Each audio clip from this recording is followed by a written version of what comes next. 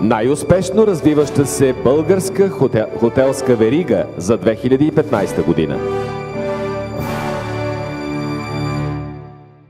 Най-успешно развиващата се българска хотелска верига за 2015 година е А-Хотелс. Наградата ще получи Виолета Берова, главен мениджър на хотел и спа Астера, и Юлиана Василева, главен мениджър на хотел и спа Азалия. Ще им бъде връчена от Петър Кънев, председател на Комисия по икономическа политика и туризъм към Народно събрание, и Веселин Налбантов, член на управителния съвет на БХРА.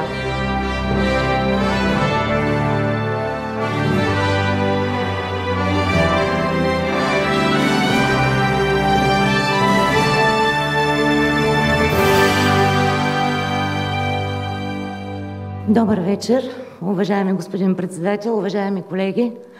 Изключително съм щастлива аз самата да получа и тази награда, тъй като нашите хотели са получавали и други награди от асоциацията във времето.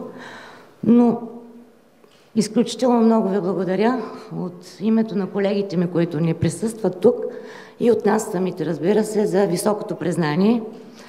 Надяваме се, че в стремежа си за бързо развитие, в същото време ние предлагаме на нашите гости един висококачествен продукт и им предлагаме, както преди малко беше казано, преживяване в нашите хотели. Благодаря ви много.